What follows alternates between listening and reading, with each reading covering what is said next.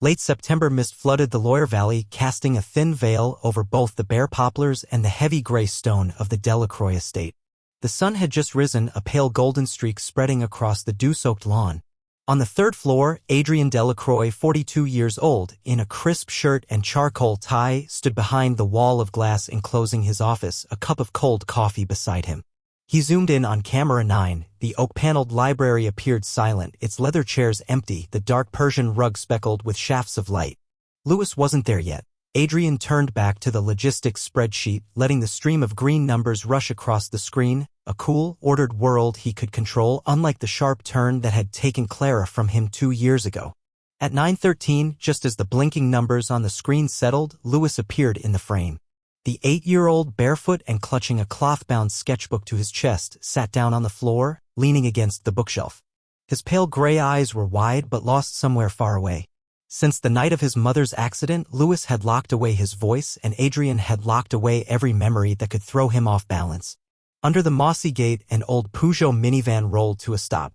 Gianna Rossi, the new housekeeper, stepped out briskly, tugging a wool scarf around her neck. She turned to her daughter. "Sophia, don't be nosy. Finish up and wait for me in the kitchen, understood?" Sophia Rossi nodded, tucking a single earbud into the pocket of her faded hoodie.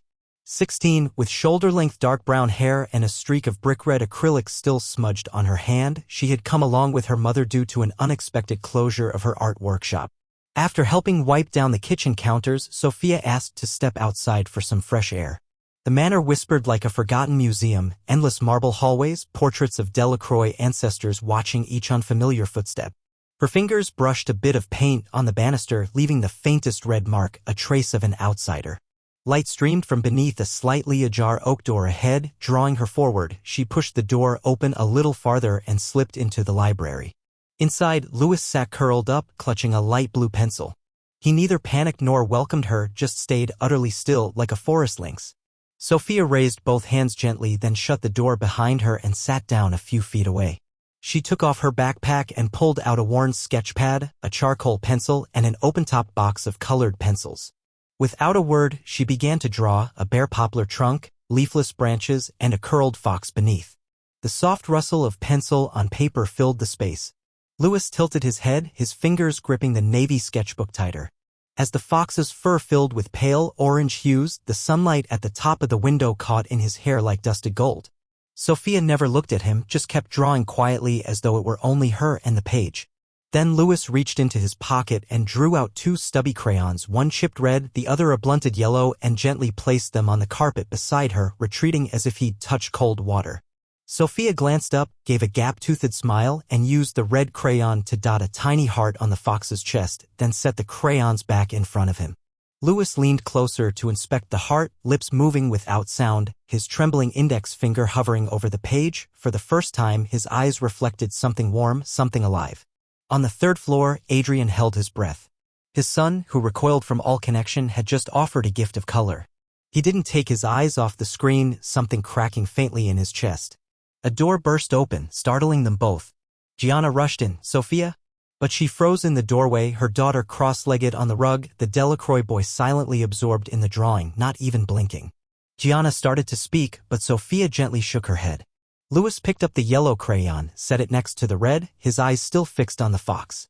In the glass-walled office, Adrien didn't press the intercom, he only stood there, fingertips resting on the screen over Louis's magnified face, feeling a sharp warmth, like Clara's hand squeezing his before every journey.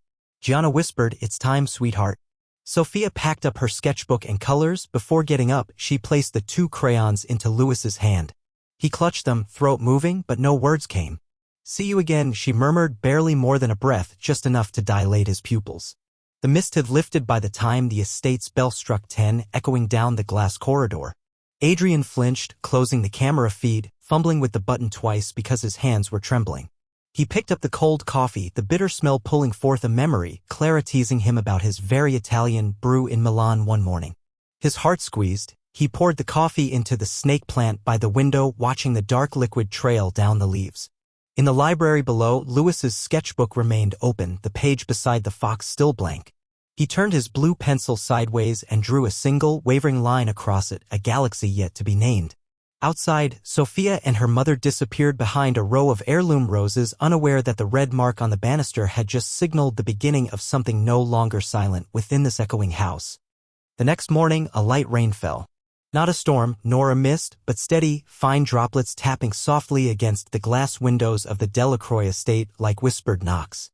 The early mist had not yet fully lifted, clinging to the slate roof tiles, making the vast manor look as if it were draped in a faded layer of memory. Sophia sat at the kitchen table where the light through the frosted glass was gentle. In her hand, a fountain pen traced careful curves on a stack of scrap paper. Before her lay a pile of handmade cards, each a different color with 3 corresponding words in French, Italian, and English. Rouge, rosso, red, blue, blue, blue, vert, verde, green. She outlined each word in fine black ink, unadorned but precise, as if each term were a seed of language waiting to be sown in the right place. Gianna, her mother, was making tea a few steps away. She glanced over her shoulder, lips tight. "What are you planning to do with those cards? You're not to teach the young master anything, do you hear?"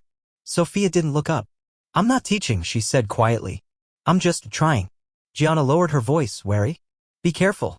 Adrien Delacroix has 100 ways to keep his distance from anything he doesn't accept." Sophia didn't argue. She tucked the cards into the pocket of her hoodie, zipped her backpack, and stood. The silence in her eyes wasn't surrender, it was a kind of resolve. The kind that doesn't require a declaration. As she stepped out of the kitchen, the grandfather clock in the hall finished striking its 10th chime, drawn out like an echo that refused to fade inside the old estate. The library looked different this morning.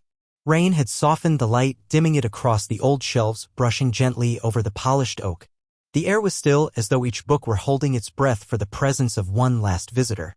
Sophia pushed the door open very quietly, careful not to let the hinges sound. Louis was already there. He sat in the same spot as the day before, by the tall window, back resting against the bookshelf, his sketchbook clutched to his chest like a familiar shield. He was gazing outside, his pale gray eyes reflecting the trails of rain sliding down the window pane. When Sophia entered, he didn't flinch or turn away. Nor did he look at her directly. But his being there, at the same place, the same time, was a wordless language Sophia understood. He had been waiting. She said nothing. She simply sat in her usual spot, unzipped her bag, and pulled out the colored cards she had prepared the night before. Without haste, without ceremony, she placed each card on the rug between them, lining them up horizontally. Louis tilted his head slightly, just as he had yesterday. He didn't look at Sophia but followed the colors with his eyes as if they were giving off a quiet glow. Sophia pointed to the first card. "Rouge," she said, her voice softer than the rain. "Rosso." "A beet." "Red." Louis didn't react. But his gaze, always the first thing Sophia watched, had left the window. She moved on. "Blue. Blue. Blue." She continued, never pausing, never waiting for praise. Her words didn't fall like lessons but like pebbles dropped into a still lake. "Vert verde." "Green." At that, Louis stirred. A small motion. He placed his hand near the green card, not touching, just close. As if testing the water. Sophia said nothing. She only nodded slowly, then moved on. "John." "Giallo." "Yellow." Louis didn't touch that one either. But he glanced toward the yellow crayon from the day before, still lying near the armchair. Sophia noticed. She didn't smile or say good job like adults often do. She simply continued drawing cards, one color, one word at a time, like setting a table for a guest who might not be hungry but was welcome nonetheless. After the last card, Sophia took out a larger sheet of paper. She drew a square and a circle overlapping, then added 5 empty boxes below, each with a different color: red, yellow, green, blue, purple. She didn't explain much, only said, "Not by rules. Just by feeling." Louis looked at her, then at the color chart. This time he sat up straighter. He began moving the cards. Yellow went to the center. Then blue beside it. Next, purple a bit farther out. Red he placed at the edge, nearly off the paper. When he finished, he looked at Sophia. Not waiting for approval, just looking. Sophia returned his gaze, no questioning in her eyes, only acceptance. "Thank you," she whispered, then noted the sequence down in her own notebook. Louis bent over his sketchbook, turned to a blank page, and began to draw. No people, no animals. Just a circle inside a square, then a small triangle above it like a roof. Sophia didn't ask what he was drawing. She simply added one stroke to the base of the square, a horizontal line, a foundation. Louis paused, studied her line, then took his pencil and added a small dot in the center of the circle. No words were spoken. But what unfolded between them was no longer experimental communication. They were building something private, delicate, beyond instruction or supervision. Upstairs, Adrian sat motionless before the camera 9 feet. He didn't understand the symbols. Didn't grasp the color logic. Didn't know why red had been pushed to the edge. But he saw Louis's expression, the way his son leaned in, sat closer, not as a boy being led, but as someone choosing to trust. And that made it impossible for Adrian to look away. When Gianna appeared at the library door, Sophia was already gathering the cards. Louis sat quietly, but his eyes followed her hands, trailing every card as if reluctant to let them go. Gianna opened her mouth to speak, then stopped. The scene before her was too serene, too real. Sophia, slung on her backpack, said nothing to Louis. But before stepping out, she turned and gave a small nod. Louis didn't reply, but bent over the open page and added a short line of blue beneath the square. One line, thin as an unspoken promise. Adrian hadn't left his office that entire time. When the library door closed, he played the footage again. Then again. Not to analyze, but to feel. To confirm what his heart had already begun to know. His son, the boy he feared he'd lost to silence, was still here, and was opening a door, stroke by stroke. And that girl, no credentials, no therapy license, no clinical training, was the first to speak with Louis without using a single word. By Thursday afternoon, the sky had begun to clear. The gray streaks of cloud loosened to reveal a faint dove-egg blue, bright enough to soften a face, not enough to make anyone squint. In the west garden of the estate, where few people passed, Sophia stood near a cluster of wild daisies, holding a pale yellow notebook. Its cover had softened after weeks in her backpack. Inside were charts of emotions, memory maps, and scattered notes in 3 languages. Under a section dated yesterday, she'd written, Louis responds positively to color, especially green, yellow, purple. Red still rejected. Likely emotional. A breeze turned the page. Sophia closed the notebook, tucked it into her coat, and headed back indoors. Today, she wasn't going straight to the library. She carried something new, a small voice recorder, the kind students use to record lectures. On it, she had clipped together several audio segments, rainfall, rustling wind, folk instruments, and lastly, single Mandarin words she had collected from a pronunciation channel hosted by a professor from Beijing. She wasn't sure why she chose Chinese. But reading back through her notes, she noticed, whenever she spoke French words with soft nasal vowels, Louis reacted more clearly. He didn't speak or nod, but his pupils shifted, his fingers moved. Tones that resonated Italian, French, Mandarin seemed to reach him in ways English failed to. When Sophia entered the library, Louis was already seated on the rug, crayons lined up in front of him. Today, they were in a new order: yellow, green, purple, blue, red. Sophia noticed the red was still at the edge, nearly falling off the mat. She sat down without speaking. Taking the recorder from her coat, she held it up, a silent question. Louis looked at the device, then at her, and gave a small nod. Clear enough. She pressed play. The device played the gentle patter of rain, steady, like yesterday's. Louis didn't move, but his left hand rested lightly on the blue crayon. When the rain ended, Sophia played the next track, birdsong recorded in a forest at mid-volume. Louis tilted his head as if listening with his whole spine. Then he reached for the purple crayon, placing his hand over it, steady. Sophia held her breath. Switch tracks. A woman's voice sounded, Hongsa. Slow, clear, soft-toned. Louis blinked. His hand left purple, hovered toward red, then recoiled, as if burned. He leaned back. Sophia stopped the recorder. Louis looked at her. His face wasn't frightened, but something in him had shifted. He pulled his sketchbook toward himself, flipped to a blank page, and began drawing fast. A dot, 3 tangled lines, then a tight spiral like wind trapped in a cave. She didn't interrupt. She waited until he set his pencil down, then slowly offered him a new word card. On it, a single word written in 5 languages: safe, sir, securo, secure. Louis didn't touch it, but he nodded. A second nod that day. Then he pointed to the Chinese word and tapped it once, lightly, like sealing it. Sophia understood. He was choosing. Upstairs, Adrian no longer sat behind his desk. He stood before the screen, one hand on the chair. His eyes were still. No longer searching for logic, only watching. No doctor had ever shown him that his son might choose sound. No chart had ever shown him Louis could communicate through silence. No report had ever defined what had just happened, that Louis rejected a sound, the red Hongsa, by reflex, but accepted a concept, safe, through action. Adrian dropped into his chair. His throat was dry. That afternoon, after Sophia left, Louis stayed longer than usual in the library. He rearranged the color cards again. This time, yellow remained at the center, but red was pushed all the way behind, hidden behind purple. He pulled out a small notebook, not his sketchbook. On the first page, he drew a rectangle with rounded corners, shaded it light blue. Below, he scribbled 3 characters. His hand trembled as he wrote, but he kept going. That evening, as Adrian passed by his son's room, he glanced through the half-open door. Louis was asleep, but the notebook lay open on the pillow. Adrian stepped in to adjust the blanket and saw the faint writing on the page. Hongsa equals red. No. Anchuan equals purple. Yes. No one had taught Louis to write that. No one told him to record it. Adrian didn't speak. He just looked at his sleeping son, whose hand still held the yellow crayon. Then he stepped back and closed the door gently. That night, he didn't open his laptop. Didn't read any reports. He just sat in his room, turning the red crayon fallen from his son's backpack slowly between his fingers like a string of prayer beads. Something inside him was cracking. Not in pain, but in movement.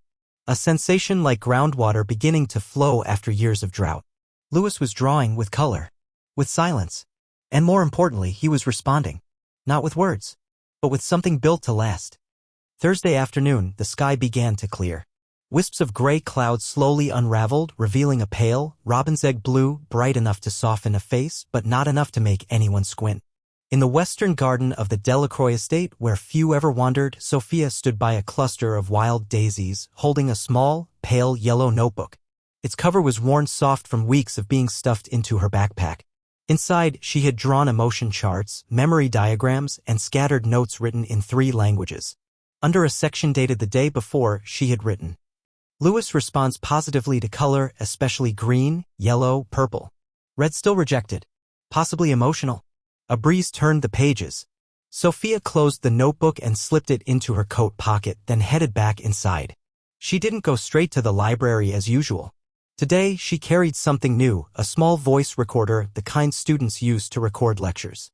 She had edited together several sound clips, falling rain, rustling wind, traditional folk instruments, and lastly, isolated Mandarin words gathered from a pronunciation channel taught by a professor from Beijing. Sophia wasn't entirely sure why she had chosen Chinese. But reviewing her notes, she realized, every time she spoke a soft, nasal French word, Louis had shown a clearer reaction.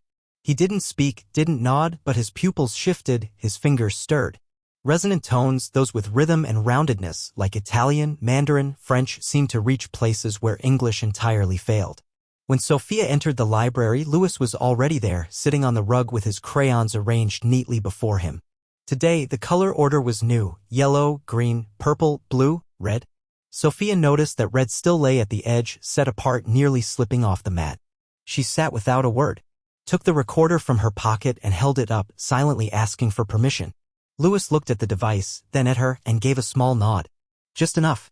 She pressed play. The recorder played the pattering of rain, steady, familiar, like yesterday. Louis didn't move, but his left hand came to rest lightly on the blue crayon. When the rain faded, Sophia switched to the next clip, Birdsong, a short track recorded in a forest at just the right volume. Louis tilted his head as if listening with his whole spine. Then he moved his hand to the purple crayon and held it there. Sophia barely breathed. She played the next segment. A woman's voice said, Hongsa. Slow. Clear. Soft-toned. Louis blinked. He withdrew his hand from purple, reached toward red, then jerked back, as if scalded. He leaned away. Sophia stopped the recorder. Louis looked at her. His face didn't show fear, but something had ruptured. He pulled his sketchbook toward him, turned to a blank page, and began to draw quickly, a single dot, 3 tangled lines, and a spiral curve like wind collapsing into a hollow cave. Sophia said nothing. She waited until he set his pencil down, then slowly slid a new word card toward him. On it was a single word written in 5 languages. Safe, sir, securo, secure. Louis didn't touch the card, but he nodded. A second nod that day. Then he pointed at the Mandarin word and tapped it once, lightly, like a seal. Sophia understood. He was choosing. On the 3rd floor, Adrian was no longer seated. He stood at the screen, one hand gripping the back of the chair. His eyes were still, not searching, only watching. No doctor had ever shown him his son choosing sound. No chart had ever shown Louis communicating through silence. And no report had ever defined what just happened. Louis rejected a sound, read the word Hongsa by reflex, yet accepted a concept, safety, by action. Adrian dropped into the chair. His throat was dry. That afternoon, after Sophia left, Louis stayed longer in the library than usual. He rearranged the color cards again. This time, yellow remained in the center. But red was pushed even farther, hidden behind purple. He pulled out a different notebook, not the sketchbook. On the first page, he drew a rounded rectangle, colored it in soft blue. Below it, he scrawled 3 characters. His hand trembled, but he kept going. That night, as Adrian passed by Louis's room, he noticed the door slightly ajar. His son was asleep, but the notebook lay open on the pillow. Adrian stepped in to pull up the blanket and saw the faint writing on the page. Hongsa equals red. No. Anchuan equals purple. Yes. No one had taught Louis to write that. No one had told him to record it. Adrian said nothing. He only watched his son sleeping, hand curled gently around a yellow crayon. Then he stepped out and closed the door softly. That night, he didn't open his laptop. Didn't touch a single report. He sat alone in his study, fingers turning the red crayon, fallen from Louis's backpack, over and over like a prayer bead. Something within him was cracking. Not breaking. Moving. Like groundwater beginning to flow after years of drought. Louis was drawing with color. With silence. And more importantly, he was responding. Not in words, but in something that would last. Sunday afternoon arrived with an uncanny blue sky, the kind of clarity that comes before a storm. Thin strips of cloud hung suspended above the slate roof of the Delacroix estate, unmoving, neither scattering nor forming. The air carried autumn's chill, slipping through every high window, every warped wooden seam, every long unvisited corner of the house. In the library, Sophia laid out the color cards as always, quietly, precisely, without expectation. She brought with her a book of animal drawings or rare creatures illustrated with simple, clean lines like in old children's books. Today she had chosen something unusual, the pangolin. She liked how it curled into itself, armored yet soft-eyed. A silent creature, discreet, surviving through sensation rather than sound. Louis sat across from her, legs crossed, sketchbook open. On the page was a half-finished drawing from yesterday, a square room with a circular window at the center, identical to the west-facing window of the library. When Sophia showed him the picture of the pangolin, he paused, then nodded. Not speech, but agreement. Chuanshan Jia, Sophia said softly in Mandarin, her voice like silk, just a sound drifting across the space, asking nothing of him. Louis didn't respond right away. He looked at the picture, then down at his pencil. He began to draw short, arched lines, recreating the scales with overlapping strokes like roof tiles. Sophia didn't interfere. She simply began drawing her own version on the page beside his. 2 worlds side by side, not blended but in quiet conversation. As she started coloring the scales with red-brown hues, Louis froze. His hand stopped just as the red crayon touched paper. 1 beat. 2. Then suddenly he dropped the crayon. Both hands shot up to clutch his head as if something had exploded inside his skull. And then it came. Not a word. Not a call. A scream. The first scream in 2 years. Unbroken. Unrestrained. It ripped out of him as though from a deep cavern long sealed. A scream that shrank the room, startled the birds outside into flight, and made Sophia leap to her feet, heart pounding. Louis fell to his knees, hands over his head, his whole body shaking. He didn't cry. But the scream wasn't just sound, it was something heavy from the earth, fear, memory, trauma, something too vast for words. Sophia dropped beside him, not touching, just leaning closer. Louis, she said gently, voice steady. I'm here. It's okay. It's okay. He didn't look at her. He curled into himself, like the pangolin he had just drawn, hiding behind imagined armor. Then came the footsteps. Rushing. The door slammed open. Adrian appeared white-faced, eyes scanning the room. When he saw Louis on the floor, hands over his head, and Sophia nearby, hands still extended, he ran forward. Louis, he called, his voice echoing off the ceiling. Then to Sophia, what happened? Sophia stood up, backing away instinctively. Nothing, we were just drawing. He was drawing and then What did you do? Adrian's voice was not loud, but sharp, like a scalpel. What did you say to him? Nothing, Sophia whispered, her lips dry. Just the name of the animal in Mandarin. Out, Adrian hissed. Now. But Now. She backed away, her eyes still on Louis, who was silent again, still trembling. He didn't look at her. Didn't protest. Didn't call out. And that, more than being expelled, was what pierced her most, not fear in his eyes, not anger, just panic, like something far larger had fallen and shattered. She left the library like a fugitive, still clutching the broken red crayon Louis had dropped, unaware its tip had snapped. Gianna met her in the hall. She didn't ask anything. One look at her daughter's face was enough. Something had cracked. All the way to the core. That night, Sophia didn't eat. She sat in her room laying out everything on her desk, sketchbooks, word cards, the recorder. Each item a fragment of the small journey she'd shared with Louis. She didn't cry. But when she saw the unfinished pangolin, the scales left incomplete, her hand clenched. The broken crayon hurt less than the broken rhythm. And the hardest part was not knowing where she had gone wrong. Was it the Mandarin word? The red? Or had she simply stepped too close into his world? No one answered. Elsewhere in the estate, Louis did not sleep. He sat curled in bed, eyes open, staring at the darkening window. Beside his pillow lay the sketchbook, one page torn out. On the desk, the red crayon sat alone. But after the house fell silent, he got up quietly. He picked up each crayon from beneath the bed and arranged them in order. Yellow, purple, green, blue, red. Then he took a fresh sheet of paper. And he drew. A circle. Inside it, a spiral, like scales. Below it, a small yellow dot. He didn't say a word. But this time, when he put the red crayon down, he didn't discard it. He left it at the page's edge. Touched it lightly. No one saw. But the silence was no longer retreat.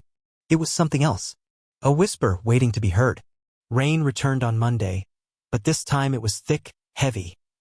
The kind that struck the old tiled roof as if the sky were trying to wash away the last remnants of summer.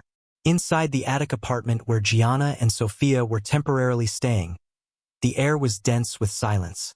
Not the awkward or angry kind, but the silence of a pain not yet named. Quiet and solid, like stone. Sophia lay on her side with her back to the window, eyes wide open in the gray late morning light. Beneath her hand was a crumpled sheet of paper, then uncrumpled, then crumpled again. The sketch of the pangolin from Sunday, drawn in reddish-brown ink, its scales incomplete. The lines were rushed, shaky, nearly broken. Gianna set a tray of tea on the table, hesitated, then spoke. Mr. Delacroix didn't fire us, but he said, "You're not allowed in the library anymore." Sophia didn't reply. She kept staring at the ceiling. In her mind, Louis's scream still rang. Not as memory, but as an open wound bleeding in real time. "I don't know what I did wrong," she whispered, her voice hoarse like after a fever. "I didn't touch him. I only said the name of the animal." Gianna sighed. Doing the right thing doesn't always mean no consequences, especially when fear's involved. And people's fear, well, that's scarier than any ghost. Still, Sophia didn't answer, but she turned and pulled her notebook closer. Her eyes were tired but bright, as if something inside her, a root, had started growing in a new direction. Slow but not stopping. 3 days later, Louis sat alone in the library. Sophia hadn't come. He didn't ask for her. There was no one to ask. But in the afternoon, when the rain eased, he stepped out into the west garden. It was a place seldom visited, dry soil, uneven grass, rows of wind-snapped trees left untrimmed since last season. But to Louis it was space, and space meant something could begin. He brought with him the pale yellow notebook Sophia had forgotten in the library, a notebook with slightly frayed edges and neat, careful handwriting. Inside were many drawings, color charts, vocabulary cards, scattered notes that seemed written not for anyone else, but for herself.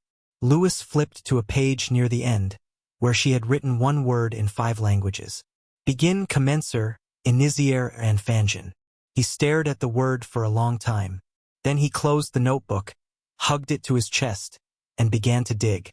Using a small garden spade Gianna had left by the plum trees, he dug just a small hole, no bigger than a hand. In his pocket, he carried a folded scrap of paper, cut from a page of his own sketchbook. On it he had drawn a yellow circle, a single dot, and below them a wavy line resembling a Chinese character. Likely copied from Sophia, perhaps wrong, perhaps not. He folded the paper tightly, placed it into the earth and covered it with soil. Then he picked up a smooth stone and set it on top as a marker. No one had taught him to do this. No one saw him, but it was Louis's first response. Not in words, not in writing, just an act, a seed. The The next morning, Gianna had just opened the kitchen door when she found Adrian standing in the hallway. Tie undone, coat unbuttoned, holding the yellow notebook. "She left this behind," he said, handing it to her. Gianna took it, pausing when she noticed the cover was slightly damp. "Thank you, sir. But Sophia doesn't think she's allowed." Adrian hesitated.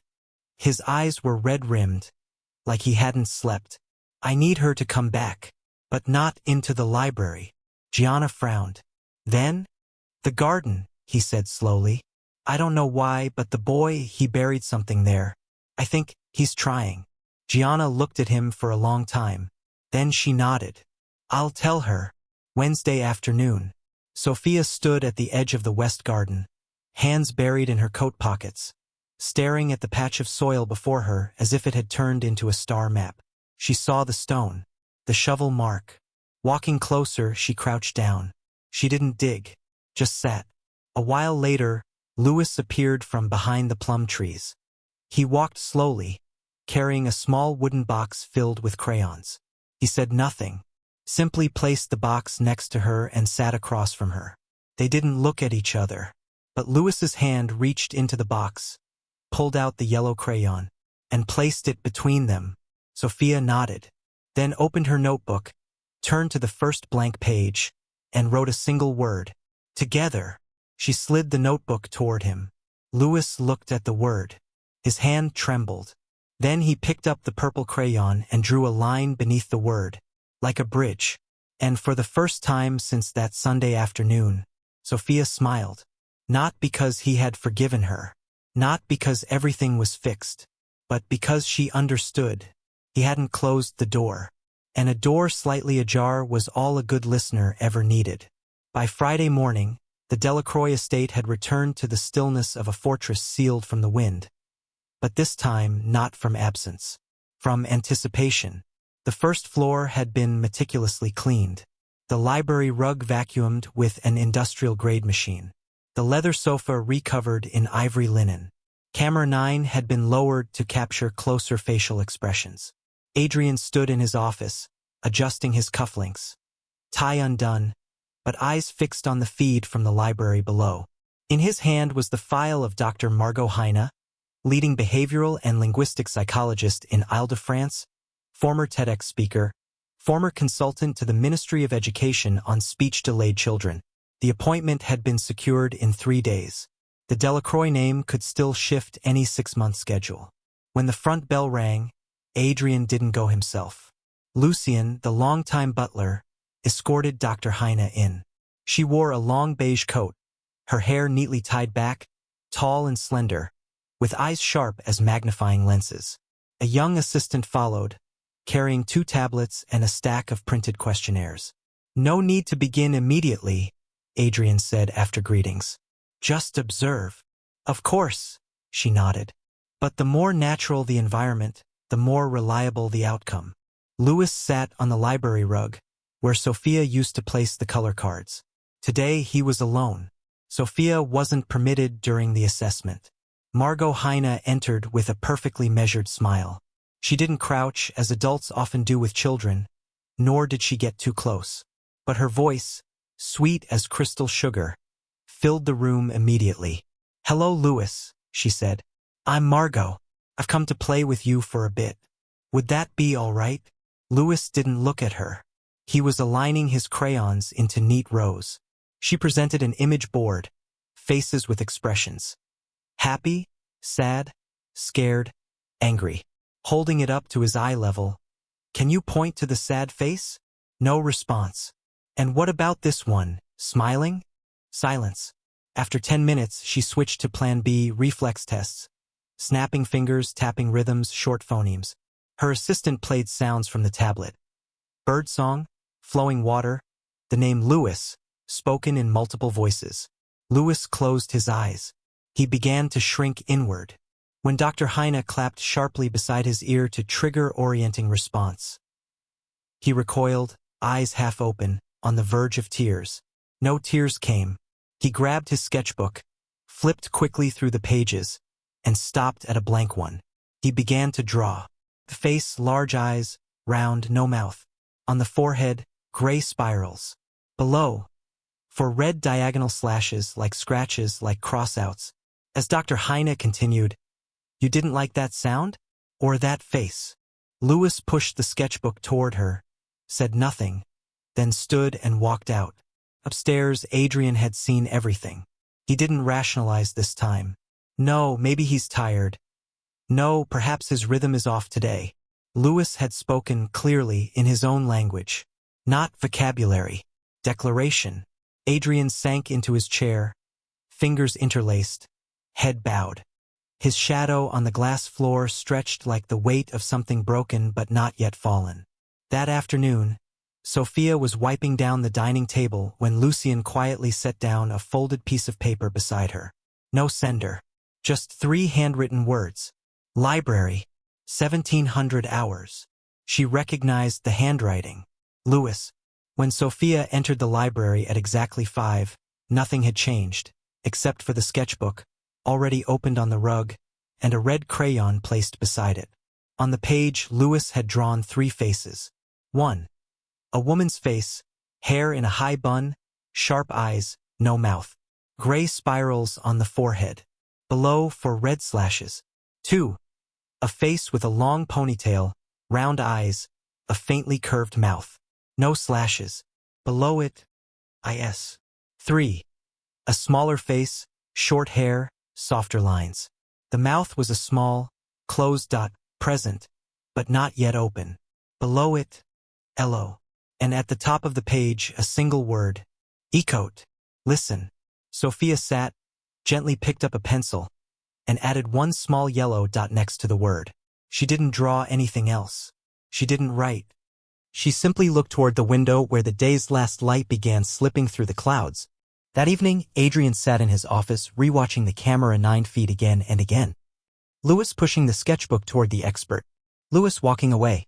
Then Sophia entering, sitting down, no questions, no analysis, only presence. He closed his laptop. Stood. Walked into the hall. Not to supervise. Not to intervene. Just to listen. Not the kind penned by hand, filled with sincerity, but a formal, printed one, blue ink on thick paper, file number stamped at the top right corner, signed by the Special Education Oversight Committee of Ile-de-France.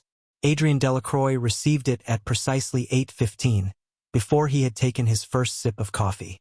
The content: a preliminary inspection, prompted by a report from one expert, Margot Heine, concerning young Louis Delacroix's frequent contact with an individual lacking formal pedagogical or therapeutic certification in an unregulated environment. No names were mentioned directly, but Adrien knew. It was Sophia. For the first time in weeks, he didn't check his email, didn't glance at the international exchange reports, didn't respond to his assistant. He simply sat there, motionless in his leather chair, eyes fixed on the final line of the letter. If necessary, all informal interaction shall be temporarily suspended. Sophia knew nothing about the letter. That morning, she arrived as usual, carrying a fresh set of emotion cards she had drawn by hand. Rare feelings this time. Curious, conflicted, relieved. Louis was already waiting for her in the library, having laid out clean sheets of paper and his favorite sky blue chalk. But as Sophia stepped inside, she saw Lucien already standing there. Beside him, Adrien. He didn't speak immediately, nor was he angry. He just looked tired. "You'll need to stay away for a few days," he said, eyes fixed on her. "Why?" she asked, voice soft, but steady. "Someone reported it, that you're unqualified. They're asking us to suspend contact. Just temporarily." Sophia bit her lip and took a step back. She turned to look at Louis. He was sitting in the far corner of the room, hand resting on the page, though the drawing had stopped. He didn't move, didn't sketch, just stared at Adrien. His gaze wasn't angry, but it didn't agree either. Sophia stepped forward, gently placed the new emotion cards beside him, and whispered, "I'll come back, I promise." Louis didn't nod, didn't shake his head. He just looked at her, and his eyes darkened. Then she left, without another word. That afternoon, Louis didn't eat, didn't play, didn't leave his room. The library camera recorded him spreading out paper on the floor. But he didn't draw. He sorted colors, arranged the wax crayons exactly how Sophia used to, then scattered them, then arranged them again. Adrian watched. He had known silence many times in his life, but never had it looked this hopeless. That night, around 2 a.m., Adrian awoke to a faint sound. Not an alarm, not from staff, but from the audio playback system one Sophia had set up to assist with language learning. He stepped into the library and saw the screen looping a single clip. One word. A child's voice. Short, thin, but clear. Sophia. He froze. Instantly rewound. Played it again. Again and again. That word wasn't in any recording. It wasn't Sophia's. It wasn't part of the software. It wasn't accidental. It was Louis. Not spoken because someone coaxed him. Not for reward. Not to perform. Simply because he wanted to say her name. The next morning, Adrian didn't sign Sophia's suspension order. Instead, he sat down at his desk, picked up a pen, and wrote a letter to the committee. With one simple subject line. I heard my son say her name. No arguments. No citations. No list of credentials. Just a truth. That same afternoon, Sophia received a message. Louis said your name. Come back. When she stepped through the heavy iron gate, Louis was already sitting in the library. On the table lay a sketch, rough, childlike, of a ponytailed figure. Underneath, a faint line in pencil, clumsy but real. Sophia, I don't draw if you're not here. She didn't cry, but for the first time, she sat down right beside him. No lesson, no games, no words. She simply placed her hand over his, and he didn't pull away. Adrian stood just outside. He didn't enter, just leaned against the doorframe, arms slack, as if setting down everything he once called strategy. In that moment, he knew, certificates don't make a teacher. Listening does. And for the first time, he whispered, Thank you, Sophia. That Monday morning, the Parisian sky was blurred like a blank page.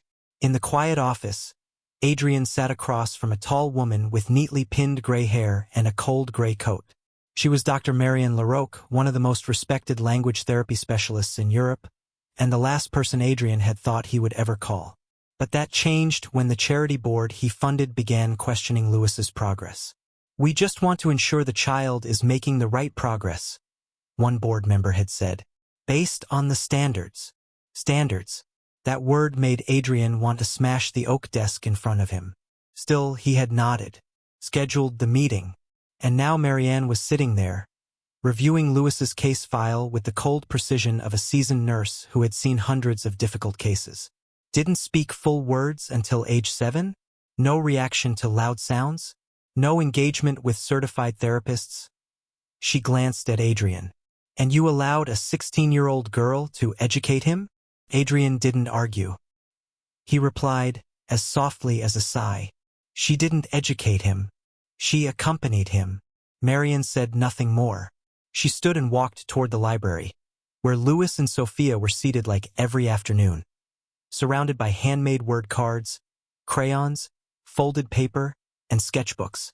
The door opened with a soft knock. Bonjour, Louis, Marianne said.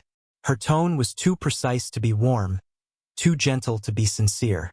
Louis looked up. For a brief second, Sophia saw him shrink back, like a cat sensing an unfamiliar footstep. Can you show me which one is blue? Marianne asked, holding up a sample picture. Louis didn't move. Can you draw a smiley face for me? She continued, not waiting for a response. Sophia took a quiet step toward Louis, her eyes wary. Madame Larocque, she said, trying to stay calm.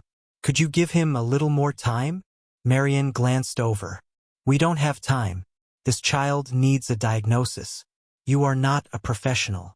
Sophia clenched the fabric of her sleeve. She saw Louis tremble slightly, his eyes fixed on the card that said, Together. But this time, he didn't reach for it. Louis? Marianne pushed on, firmer now. Just nod if you can hear me. No response. The silence in the room thickened like smoke. Then Marianne clapped. Loudly, Sophia sprang up. Stop! Adrian had entered the room unnoticed. He stood at the doorway. Marian turned. I was testing his reflexes. The boy is not an experiment, Adrian said, voice cold. Thank you for your visit. We will not proceed with this evaluation. Marian looked like she might object, but Adrian's eyes were sharp enough to keep her quiet. She left the room, her heels hammering the stone floor, each step marking a bitter retreat. The door closed, and what remained was no longer silence born of fear, but of trust being restored. Sophia sat on the floor. Louis was still curled up, his eyes red but not crying. She said nothing. Gently, she opened her sketchbook. A curved line, a soft circle, a roof, a child, a father, a girl with a ponytail. Louis looked. Then, with trembling fingers, he picked up a crayon. Slowly, he wrote 2 words. Famille. Family. No one had taught him that word. He chose it. Adrian couldn't hold back. He dropped to the floor beside his son. Not doing anything, not saying anything, just reaching out his hand next to Louis's. Not touching, just waiting. Louis looked at his father's hand. Then, without hesitation, he placed his hand on it. A small gesture. A wordless answer. A week later, the Clarera Institute was officially born. Not a traditional school, not a therapy clinic, but a place designed to listen before trying to change.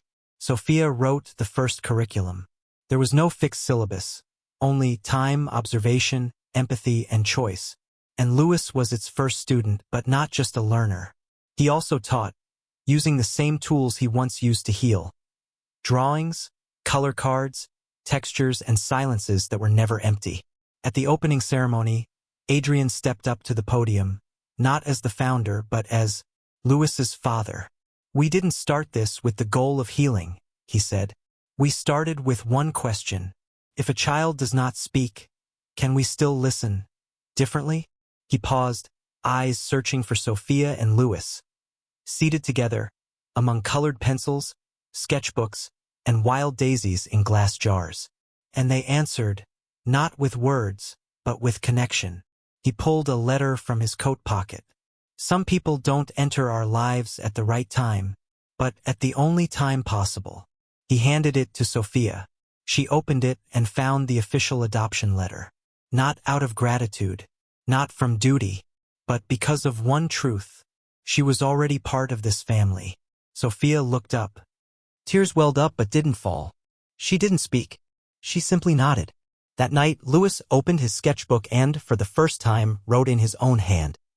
Je suis écoute. Je suis chez moi. I am heard. I am home.